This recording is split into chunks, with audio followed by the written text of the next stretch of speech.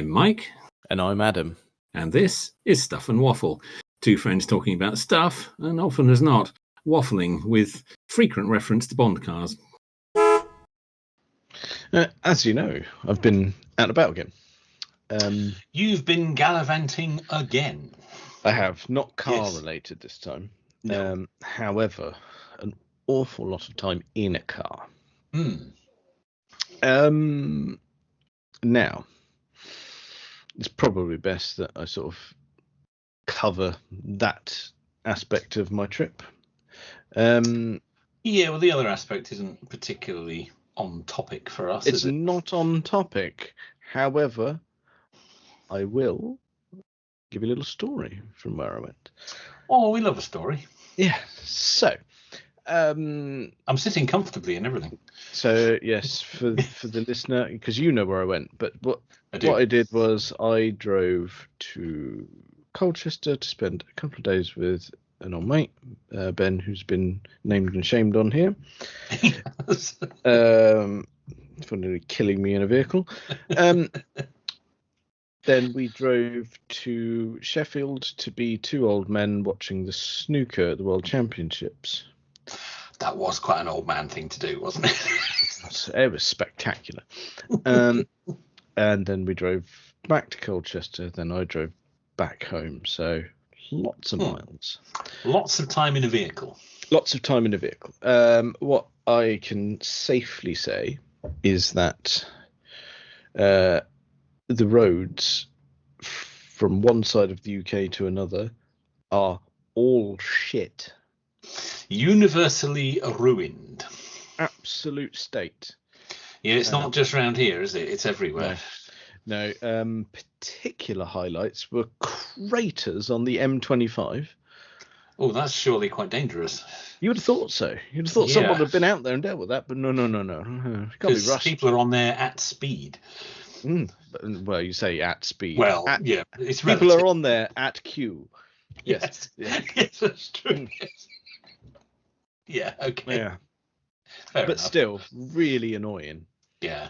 So, I mean, give or take 300 miles door to door from here to Colchester. Mm-hmm.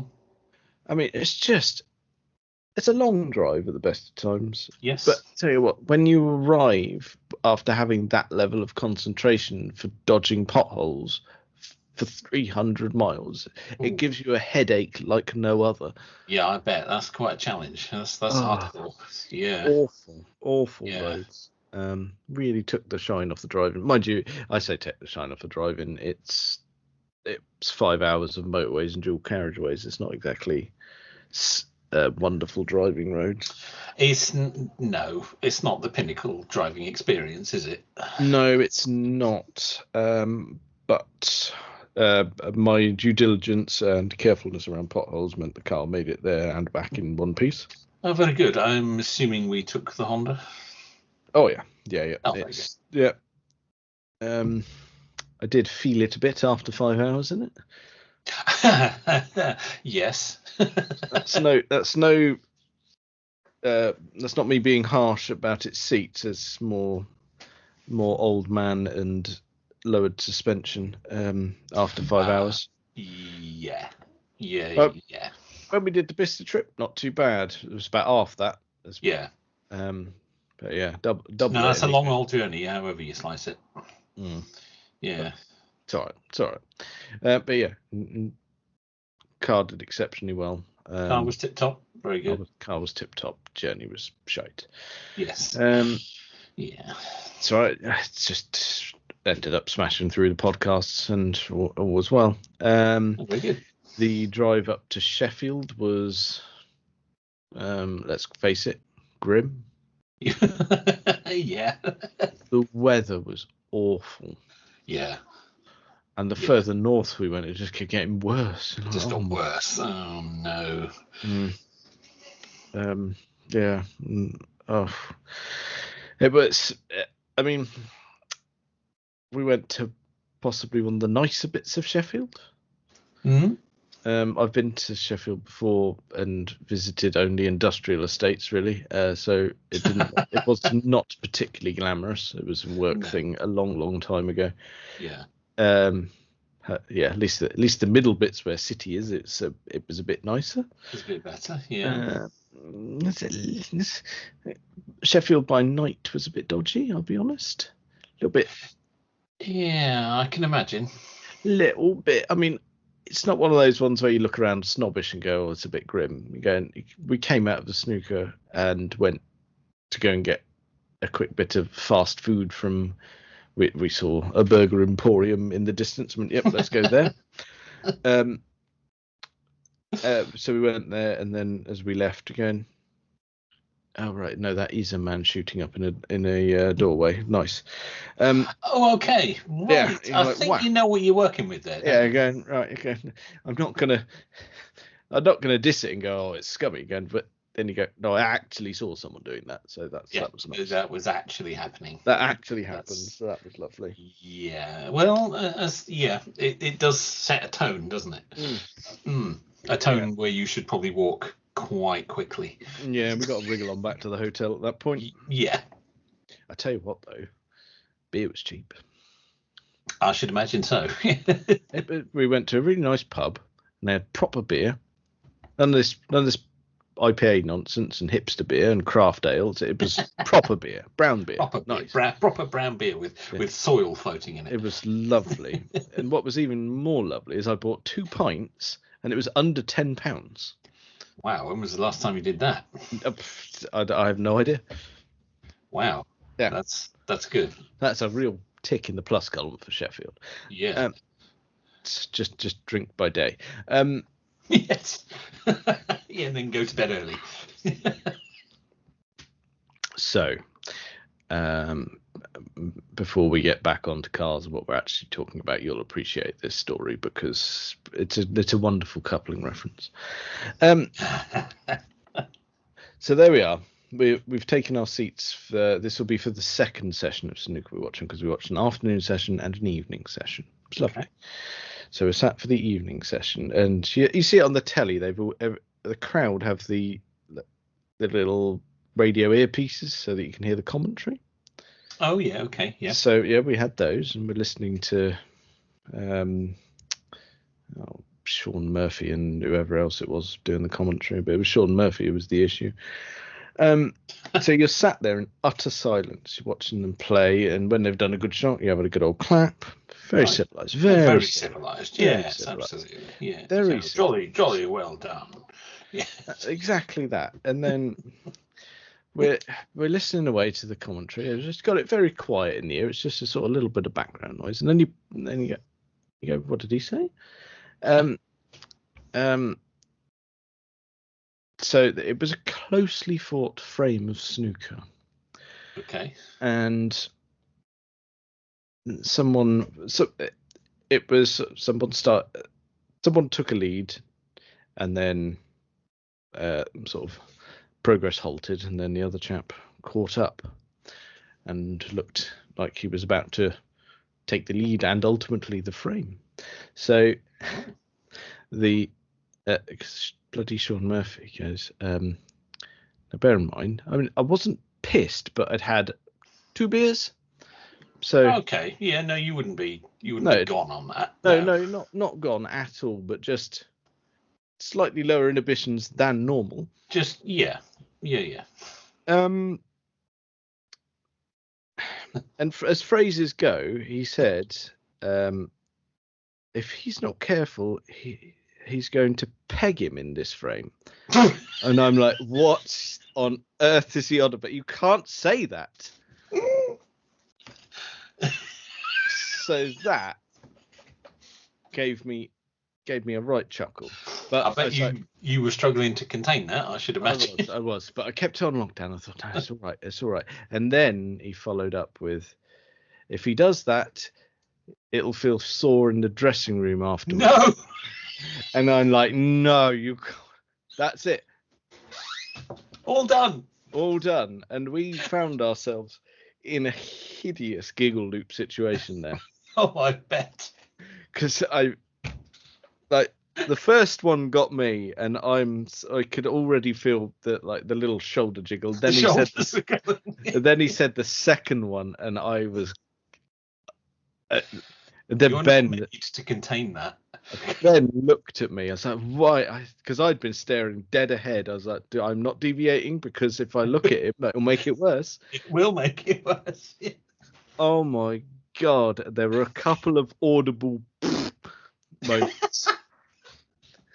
And then one of the guys missed a shot and the whole crowd made a moment. And I was like, thank God. Because if they hadn't have broken the tension and I was able to make a noise at that moment, I think we would have been thrown out. It would have been an incident. It was awful. You can't say that. Oh, he's not paying attention, is he? But the trouble is, you look around the room and no one else is crying with laughter. How can no one else have picked up on that? I mean, are we weird? Or I don't know. Kaylee's just like, I told her, like, you're just children. Like, well, yeah. Well, that's a given, isn't it? It's just, I thought you'd appreciate that. Oh, that's wonderful. As you say, that is a giggle loop situation. Yes, I'm afraid so. Yes, it's a solemn occasion. Oh, it's just... The problem is it's on live television as well. Oh, yeah, that's true. It's live on the BBC. See, if you'd actually had your empty glasses in front of you, you could have demonstrated what was happening. That's right, yeah. Yeah. Can we call it a giggle stack now, could I? It'd be ridiculous. That reference gets nicher by the day, I think. I'm not sure anyone else has the faintest idea what we're talking about anymore, because I think that series has been completely forgotten. Oh, the BBC have put it on iPlayer, actually. Oh, have they? Oh, excellent. Yeah. Oh, good. Well, let's hope a new generation will pick it up. Well, I do wonder, though, because you look back and you watch it and go, the references in this, wow. Yeah, that's true. It's very much of its time, isn't it? It is, but yeah. Oh, that's but that time was our time, so I was going to say, yeah, my mindset is still there. Yes, so we haven't moved on. No, we haven't. So yes, not really much car stuff going on there, but I thought you would appreciate us really teetering and being thrown out of us. We were concerned that would happen. If it was me, I thought it would be a burp or a fart that let me down. Yeah, if I'd had to say what was going to get you thrown out, I probably would have said some sort of noise emanating from you, but I wouldn't have suggested laughter. No, but I wouldn't have suggested having commentary like that. No, that is tremendous. I think someone needs to take him aside and have a word. Yeah, just maybe show him the Urban Dictionary link of what it is. Yeah. Do you realise what you just said? Yeah, because I don't think you did. No, it was quite bad. Quite graphic, actually. Yeah, that's the thing. You look back at it and go, surely it must have been on purpose. Well, you do wonder, don't you? It's trying to spice up the snooker a little bit. Oh, maybe. It's not really for me, to be honest. It's not what you bought your tickets for. That's for sure. It's not. I did not expect that. Oh dear. Right. Should we bring it kicking and screaming back to cars? The tables are big enough. Yes, absolutely. Please no. Do. Oh no! You ruined the bays on it. I'll need recovering now. Oh no! Right, we're in the toilet again. Right, let's do a follow up, shall we? We're good at those.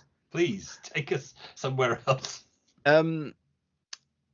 We not last week. That was the Bicester episode. Week before was the Adrian Newey news. Yes, I believe it was. The rumours of the reported exit from Red Bull. Yes. What developments? The rumours have been confirmed. So he has now said that yes, he is leaving.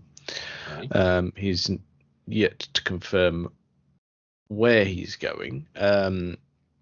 So the important bits of information is that he's going to remain at Red Bull for the rest of the year. Okay. He's going to take a step back from the day-to-day duties, but he's going to focus on their hypercar project. They've got an RB17 coming out with it that's for sale for the general public, just a ridiculous road car. Oh, okay, right. Which is due to be unveiled at the Festival of Speed, so we'll keep an eye out for that. We'll definitely be all over that when that occurs. So he, as we originally thought, that if he's going to leave, then there's going to be a period of time where he'll be unavailable. One would think, yeah. Yeah. However, all of the circumstances are actually suggesting that he will not serve any gardening leave whatsoever. Okay, well, he'll just go immediately. He'll go at the end of the year. Well, actually, I think in terms of how the contract length works, I think it'll be early 25. Right. Which, technically speaking, if that's true and that clause doesn't exist or hasn't been triggered for whatever reason, he could be up and running with a new team fairly swiftly. Yes. And all rumours point towards Ferrari. Yeah, you did suggest that last time we talked about it. Yeah, that was a possibility. There's been some really subtle, delicate interviews last weekend at the Miami Grand Prix. Okay. I mean, so subtle, as in asking him directly and asking Ferrari directly. Well, yeah, don't ask, don't get. Yeah, exactly. But everyone was giving the same sort of answers that make you think, yeah, it's probably Ferrari. Yeah. So that's going to be quite the coup for them, I reckon. I would think they're going to be very pleased with that. Yeah. Yeah. Chance to get him. Yeah, and the timing is impeccable. I know that they will have already started thinking about the 26 car when the rules have a bit of a shake-up. Not colossal change, but enough to make a difference. He'll be... I think he'll be in place enough to make a difference. Yes, probably. Yeah. So. Wow. Yeah, but again, it's probably the most. No, actually, I do a disservice because last time I said it's probably the most interesting thing that's happening because the racing can be a little boring at the moment. However, Miami was a bit of a shake-up. We had a first-time winner at Grand Prix. It was Lando Norris took his first ever Formula One win in the McLaren. So that was good. Bit of excitement, hint of excitement. Well, I know it's not going to float your boat, but it still happened, and it was still more than noteworthy. So okay. But yeah, I'll tell you what. We'll once Adrian Newey confirms that he's going to Ferrari, we'll follow it up. Then that's probably the best bet, isn't it? You probably, yeah. See what's shaking then. We will, because I bet if all that comes off, I bet it'll be all over the road car division as well. Because I bet it'll love a bit. Because a bit of Adrian Newey fiddling with your Ferrari road cars, that'd be a yes, please, wouldn't it? That could segue be like a bugger as well there as well. Oh, are you doing links again? So subtle. I am. Speaking about Ferrari road cars, as amazingly we just were. Yeah. Have you seen the new one? I saw something. Let me have a quick squiz here. The Ferrari 12 Cylindri. Basically, yeah, I did. Yeah, very silly name. Bit of a silly name, but yes. I have to say that's my favourite modern Ferrari in some time. Yes, I've just called it up. Yes, the Cylindri, or cylinder, as everyone's obviously calling it. Yep. Yeah, I think that is the best looking Ferrari in a very long time. It's got shades of the Daytona. Oh yeah. Which, in my opinion, is one of the best looking Ferraris of all time. Anyway, it's a good one. Oh yeah. because I don't think Ferraris have been particularly good looking for quite a long time now. No, it's like this car. Every now and then you get one. Yeah. But in general, not. Well, we've brilliant. touched on it before, haven't we? Though I think Clarkson commented on it that you look at a Ferrari and you sort of assume it's beautiful because it's a Ferrari, but actually a lot of them haven't been. Yeah. But that is tremendous. Yes. And what is superb is that it's a big old V12 that's naturally aspirated. It is. I didn't think anyone was going to do V12s anymore, but there you are. Well, maybe they can offset a bit because they've been doing plug-in hybrids and stuff like that, haven't they? They have, yeah, they have, and they've now, I think, reluctantly said they're going to do an EV of some sort. Yes. Yeah, they'll do something. Yeah, it'll be the SUV, obviously. Sadly, probably will be. Yeah, but no, I think the cylinder looks amazing. I really like that from every angle. That is gorgeous. Yeah, that's a bit of me. That. Yeah, I really like. Well, yeah, I mean, obviously. Yeah, I looked at that and thought, well, he's going to have one. I mean, that's just, which is an issue, but they haven't. We don't have UK pricing yet, but we've got European pricing. And for the sake of a couple of thousand, it's 400,000 euros. Yeah, it's a bit of a price, isn't it? It's up there, but a naturally aspirated Ferrari V12 front engine that harks back to a Daytona. Yep. Proper. It's almost a classic Ferrari, isn't it? I really like that. That is, I say again, one of the best looking Ferraris in a very long time, for my money. Yeah. Yep. I think that'll sell like hotcakes, unlike their SF90. Yeah. That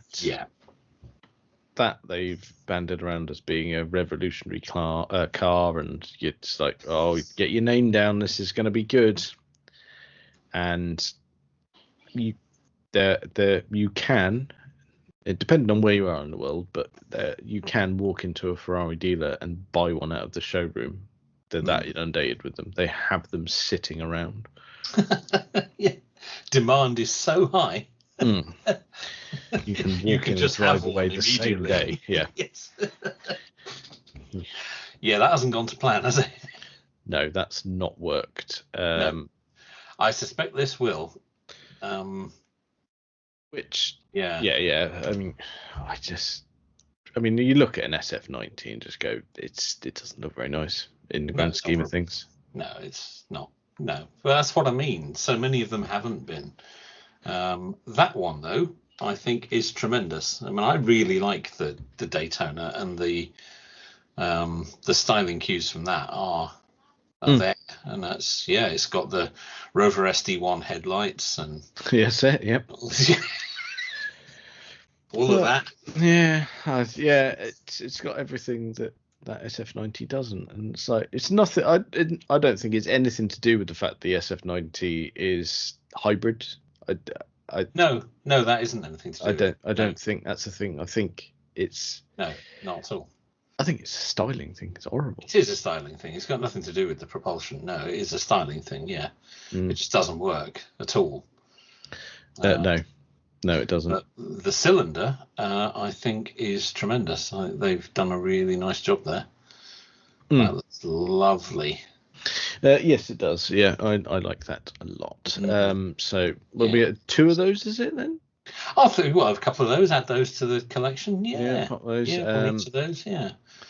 I'll have mine in the green, if that's all right. Actually, what I'm thinking is I've not seen a photo of it, but I'd quite like a dark metallic blue with tan leather. Oh, that's naughty. Yeah, I'll take that. They do. There's going to be a pale metallic green. A lot of the launch photos of it are in that colour. That was it, because they launched the Spider at the same time. I think the Spider was the Spider is in the green. I would like that with the tan interior, please. I wonder, actually, do you reckon we're at configuration stage on their website yet? Oh, I think we need to look.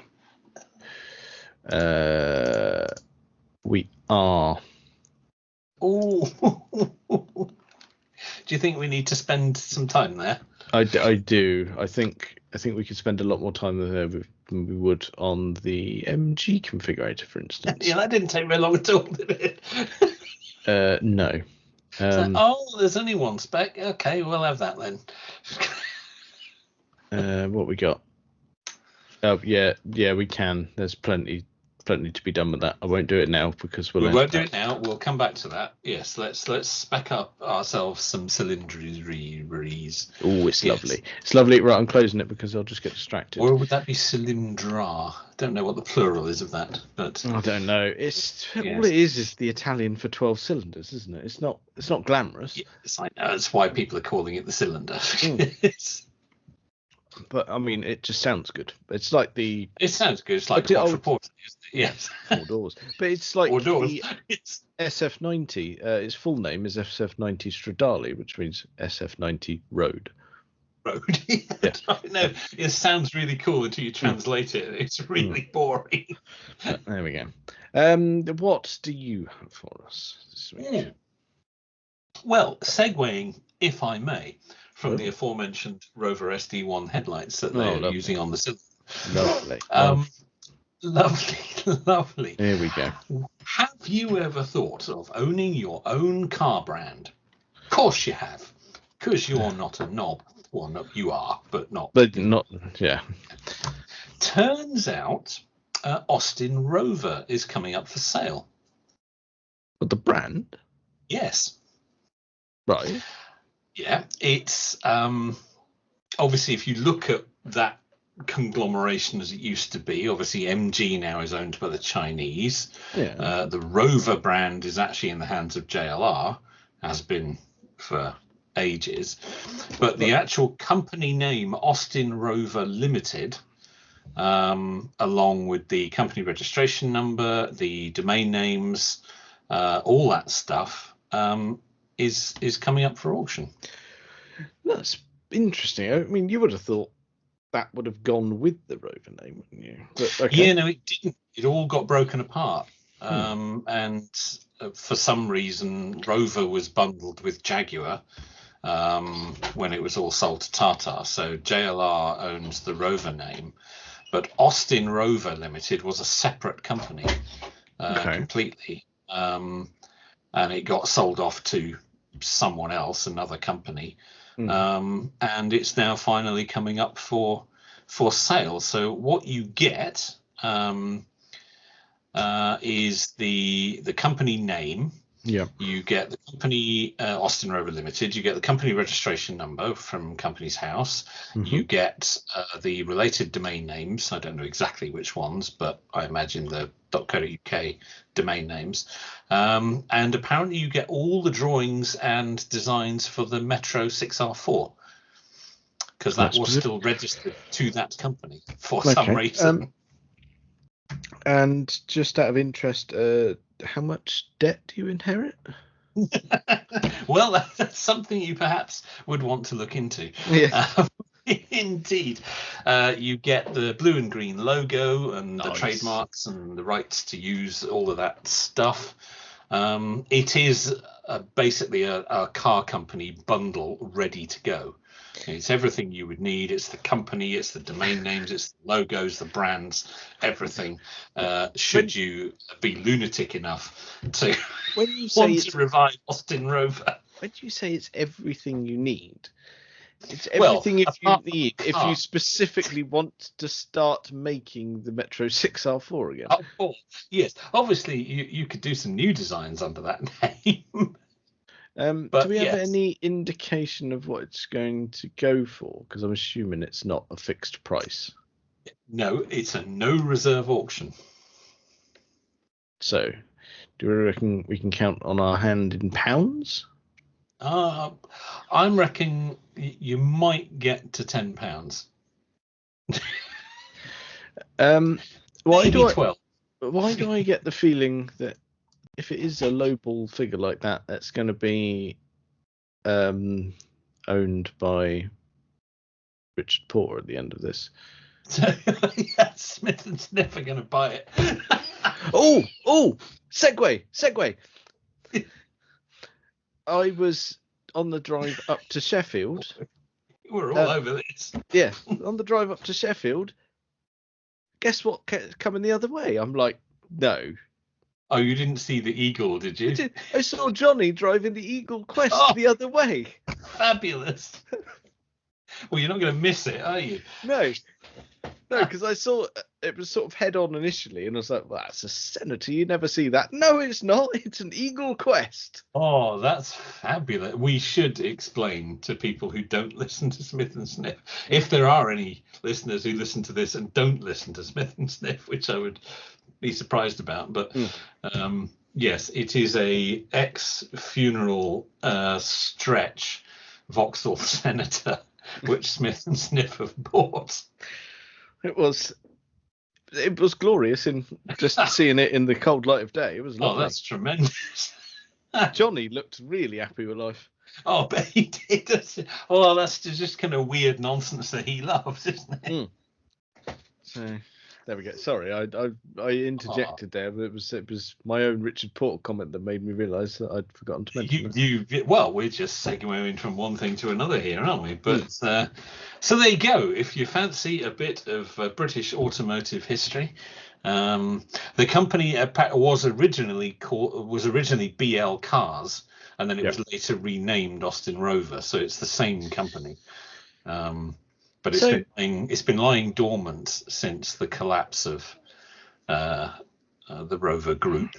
So one thing that's a can of worms in. So you get the drawings for the Metro 6R4, and I'm assuming the rights to Metro 6R4. I believe so. Yes, those are still owned by that legal entity. Yes. Okay. Didn't on the bonnet grille the badge was MG? Yes, I'd imagine you're going to have to legally pick that off. The octagon is going to have to go, isn't it? It is going to have to go, yes. Otherwise, you're going to get a letter in Chinese telling you to cease and desist. Yes. And so, then you reply to them and going, I'm sorry, you're moaning about copyright, are you? Oh, yeah, well, the Chinese are masters at that, but they never, the Chinese government never finds against them. It's fine. So, everyone's been up against them one way or another, and they've never got anywhere with it. But I should point out, you don't actually get a Metro 6R4. You just get drawings of Yeah, quite. Yeah. There's nothing really physical other than some drawings. Bit of paperwork. You don't actually get a car. You just get the rights, should you want to make one. But I would suggest, if you are going to buy this and have a view to actually running it, you perhaps want to maybe have something new designed.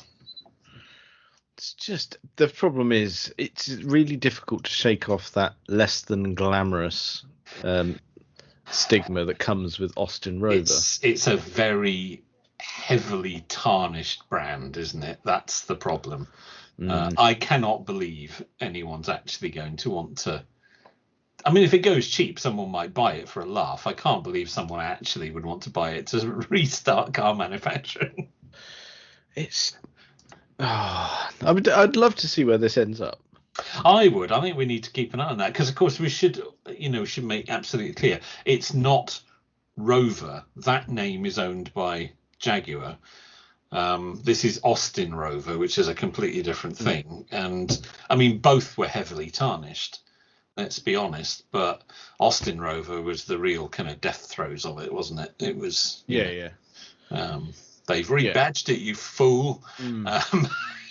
That's where all that came from. Yes. Yeah. That's exactly it. Oh wow. Okay. It was the company that came out of the ruins of British Leyland, and was rebranded and then rebranded again, and has lain dormant for 35 years, and now whoever has had it is going to try and flog it. So there we go. Well, as you say, we'll keep an eye on that one. But that's brilliant. Well spotted. Oh. Speaking of car manufacturing. Yes. As indeed we were. You took us a little while ago to some to some sales figures. Yeah, we like to do that, don't we? We like to do that, and I've been having a look. I've been on the internet. Oh dear. And I've been having a look at the April numbers. Oh, are they in? Are they? They are in, Lovely. and it paints an interesting picture. Right. Okay. So last time we were distinctly lacking in EVs and overburdened with SUVs. We were, and that picture sadly hasn't really changed. But let's have a look at the numbers. Let's have a look at the numbers. So, okay, what we got? First of all, let's have a look at there's two sets of figures I will have a quick look at. Let's have a look at the type of vehicles being sold, i.e. how they're being fueled, and then we'll look at the actual specific vehicles. Yeah, go on then. So looking at April compared to the same time last year, diesel sales continue to plummet, 25% down on last year. Okay. Petrol sales are fairly stable. They're slightly down, 3% down on last year, but fairly stable. Yep, that's fair. Battery electric, so pure EV in that form, 10% up. Right. Plug-in hybrids, and this is the big one, plug-in hybrids, 22% up. Oh. That's the biggest rise of any of the categories. No shame. And then ordinary hybrids, as in the not plug-in hybrids. Some corners like to call them self-charging, but we're not going to use that phrase. I thought you were about to be insulting about my car then. No, certainly not. No. They had their place. I just think certain companies have applied a little bit of a misleading name to them. But we've discussed that before. Entirely possible. And a certain company got in quite a lot of trouble about it. But nevertheless, Toyota. Yeah. That they are 16% up. So again, whilst, and we'll look at a top 5 in a second of specific vehicles, and whilst none of them are EVs, the picture is that diesel sales are still plummeting. Petrol's about standard, and of the EVs, all of them are up, but plug-in hybrids are by far the biggest increase. Okay. A lot of that, though, is being fueled by fleet sales rather than private buyers. Well, as new cars tend to be. New cars tend to be, and of course, fleet buyers love EVs because the costs are just so much lower. Incentives and all that kind of stuff. That sort of stuff. Yeah. It makes sense commercially, doesn't it? So of course they're going to go for it. Yeah, we're talking about your grams per kilometre. Well, all of that. But bottom line, it's you're not going to carry on buying diesels, are you? So, but let's have a look at some specific vehicles. Should we do it 5? Yeah, we're going 5 to 1. Let's do 5 to 1. Lovely. Because it's an interesting. Well, it's not a particularly interesting mix. I was over egging it there a little bit. It isn't interesting at all. They're all as dull as ditchwater. But here we go. So at number 5 we have the Volkswagen Golf. Okay, I mean that's a bit more encouraging than an SUV. It's not an SUV. I'd rather drive a Golf than an SUV. Don't get me wrong. Only 2 in this list actually are SUVs. Wow. Which is in the top 5. If you look at the top 10, it's a slightly different story. But if we're just looking at the top 5, so number 5 we've got the Golf. Number 4 we have the Nissan Qashqai. Yep. Great. Number 3, Audi A3. Audi A3. Okay. Really? Yeah, right, 3,000 cars sold. So, okay. So that's interesting. So the Golf's in there and the Audi A3's in there. Yeah, it's kind of the same thing. It is. It's the same platform. It is the same thing. Yes. It's the because they're all the same. It's Golf, Seat Leon, Skoda Octavia, Yes. Audi A3. They're all the same. Yeah. So that's 2 VW Group hatches in the top 5 so far. But at number 2 is the Volkswagen Polo. All right. I So really like the Polo. yes, absolutely. Yeah, indeed. And then at number 1. Oh, it's the fucking Ford Puma, isn't it? Yep. Oh. And by quite some margin, nearly 1,000 cars more than the Polo at number 2. It makes you want to puke, doesn't it? Yep. And that's been the top for quite some time because it knocked the Tesla Model Y off the top, didn't it? Which was number 1 for quite a while. There are no EVs in the top 10. And with the Puma, I know people now that have got them. Yeah. And they tell me about their new cars. Are they surprised at your reaction as a car person? Well, there's one person where I can't be honest because of circumstances. There's another where I can be brutally honest. Right. And and the person that's bought it is considerably younger than me. And I was like, it's like you've already given up on life. Do they have a family? No. No, well, then there's absolutely no justification for it. They have no family. They don't go anywhere. They have no outdoor hobbies. So why have you bought this toss wagon? Why so they could have a 2-seater sports car if they wanted, and it'd be fine. That's wasted on them. They could have. Okay. Honestly, he could have an absolutely tiny car, and I just. Is this who I think it is? Maybe. We'll clarify afterwards. Yeah. No, we don't say on air. I just wanted. No. But it's just like, what is this? How have we got here? Have you aspired to own a compact SUV? Do they? I assume this isn't a car person. No. So they may have been misled by a salesman. Yeah, it wasn't even misled by a salesman. It was someone who went in and went, I'm trading in my Fiesta. What do you have now? We went, here we are. We have a Puma. And they went, yeah, I love that. Yeah, the Ford Puma has been number 1 in the UK for quite a while now. As I say, it replaced the Tesla Model Y. But the Model Y isn't even on the list anymore, and yet they are everywhere. How is that happening? I don't understand. I don't understand how no EVs are in the top 10. No. Yet it is the growth area if you look at the sales figures. Which is weird because you gave us the top 5 there, and you go right. Yeah, I do see Pumas a lot. Yes, they're everywhere as well. Because Kaylee's sick of me ranting every time one drives past. Yes. Just live it. I tell you what, Ben got. He was fuming by the end of our Sheffield trips. Was he? Because I was judging everyone. Oh yeah. Well, but you do. I mean, I was the passenger for a fair stint of it, so it's like, well, what else am I going to do? So I have to judge all of the vehicles around us. Yes, you do. Yeah. No, it's the done thing.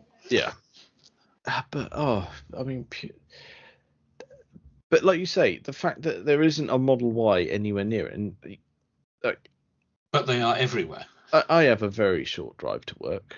Yes. I'd be staggered if I didn't see a Model Y going to and from. They are everywhere, but they're not on the list. Don't understand that at all. Really don't understand that, because this is a list of top registered models, so it will include private and fleet sales. Weird, isn't it? How can the Model Y not be there? Yet they are everywhere. But fleet sales are definitely driving it. If you look at the numbers of private versus fleet sales, even just in April, 50,000 private sales, 82,000 fleet sales. Mm. So it's definitely fleet sales that are doing it, which is why the only growth areas are pure electric and hybrid. Yeah. But why then are there no pure electrics on the top 10? I'm puzzled by that. It's weird because if we take your top 5, for example, of those top 5, we don't have full electric variants of those, do we? Of any of them? None of those can be electric. No, there's a pure electric Puma coming, I believe, but it isn't here yet, so it won't be that. The e-Golf they did away with because, of course, they've got the ID3. Yeah. So no, none of those have an electric. The best we can do there are hybrid variants. Yes, maybe. Yeah. Not for all of them, I don't think, but certainly some. Okay. Yeah, it is odd. Well, there's no EVs in the top 10 either.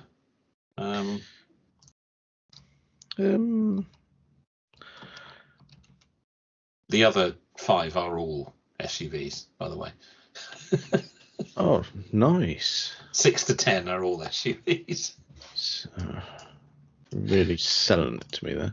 I'm not trying to sell you. I'm just merely accurately representing the data. Okay, I can't fault you there. I didn't make this up. I'm merely reporting it. Oh, it's dreadful. I'm trying my best to spin it, but I can't. There's nothing there to spin. No, there isn't. Yes, the proliferation of SUVs continues, although we do have 3 small hatches in the top 5. And I don't understand if hybrids and pure electrics are the only growth area of sales, why none of them are in the top 10.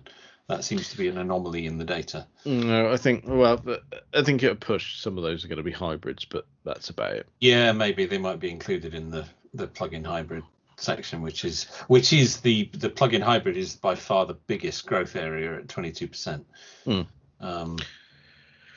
So I guess at least people are going for hybrids rather than continuing to buy diesels. As I say, diesel sales are still 25% down, so diesel's dying, that's clear.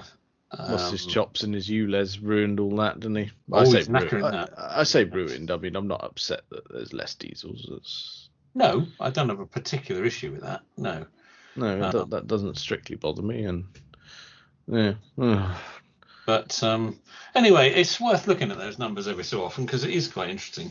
It is. I mean, we're covering yet everyday car buyer there. We are so on point, it's ridiculous. And the segues have been flying everywhere. It's been seamless as well. Slick. Proper car one, that, apart from a bit of a snooker interlude at the beginning. A bit of snooker, but there's always room for some weighty balls. Yeah. Oh, in the afternoon session, some John Virgo did make a comment about big balls. Of course he did. And that didn't break me as much, but I did have a snigger. And I'll tell you what, before we finish off, we'll go full circle and go properly back to snooker for a minute. I was at Ben's and we were on the days leading up to going to see it live. We sort of caught up on what had been happening on the telly, and then as you do, you start talking bollocks, and we came on to the age-old topic around snooker of everyone's favourite 90s Saturday TV game show, Big Break. Oh, of course. Now, you remember that well, don't you? I do, yes. So that immediately meant there's bound to be an episode of it on YouTube. Oh, gotta be. Yeah. And there was. And it's like you watch it now and go, oh, wow. I see. And they let Jim Davidson on telly. Oh, yeah. Yeah, it's bad, isn't it? It was really bad because you watch it back now and go, whoa. Is that all right? I don't know. I don't think it was. It wouldn't be allowed now. No. But I'll tell you what as well. You know, there's all this sort of retro nostalgia for the 90s at the moment. Yes. Get them all watching an episode of that and realise it wasn't all as cool as they thought, because some of the contestants on there and their choice of attire, you go, oh yeah, it wasn't as rose-tinted glasses as you might think. Awful. That bad? Yeah. My particular favourite, this is nothing to do with their attire, but there was one woman, it was the first ever episode of Big Break, actually, that Ben found on YouTube. And, you know, there's a sort of general knowledge quiz element to a bit of it. Yes. I know it too well now. You do, don't you? To determine how long the professional snooker player had to play on the table for a given amount of time, or whatever it was. She was asked the question, what is the fastest passenger plane, the Concorde or the Boeing 737? Okay. Now, what do you think the answer was? What do I think the answer was, or what do I think the answer that was given? Well, both. Let's do both. I think the answer